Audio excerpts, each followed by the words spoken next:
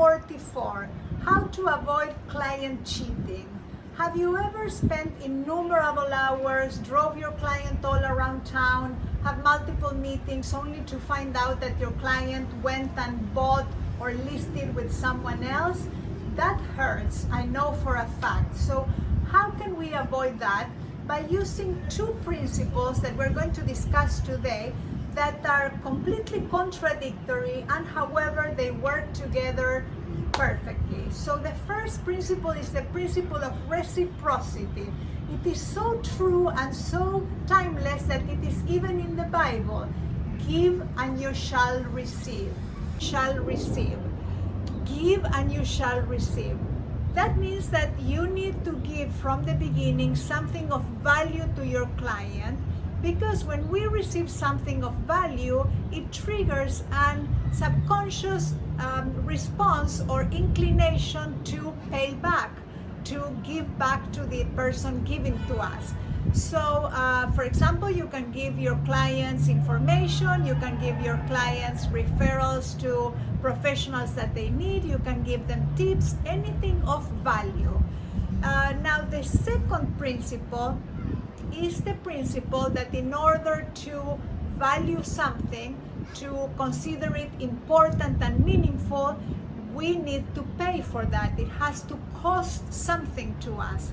Now, how do we achieve that in real estate when you know that we don't get paid until the transaction closes? Buyers don't pay at all, and sellers only pay once the transaction closes.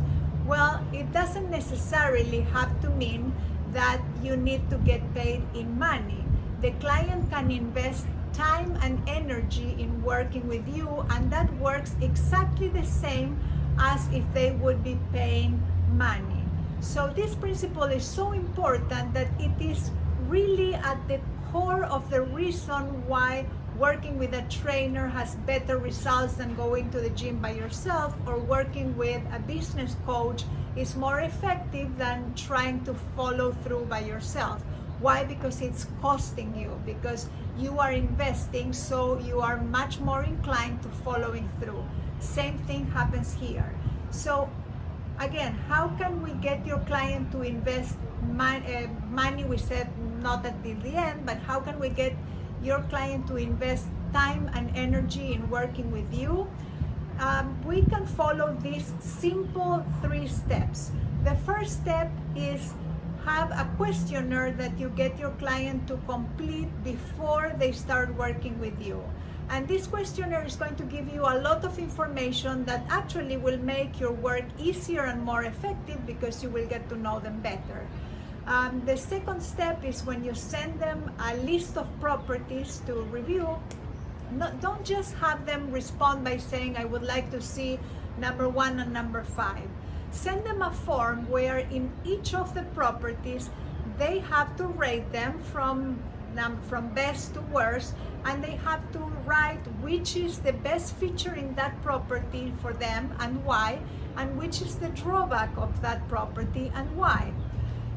The third way is that you can send them your application with the property search and have them do a search and select properties that they would like to see and send that back to you. So by doing these 3 steps, actually 4 steps, the first one is the principle of reciprocity, give them something of value with no expectation.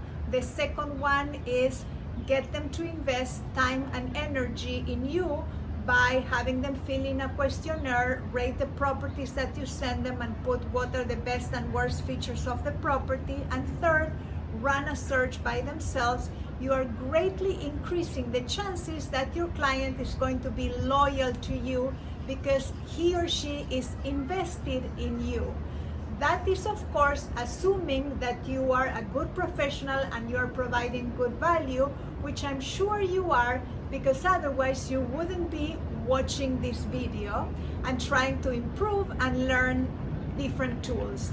So go practice this, go get the new clients and close the deals, and I'll see you in the next episode of Agent Wisdom. Thanks for watching.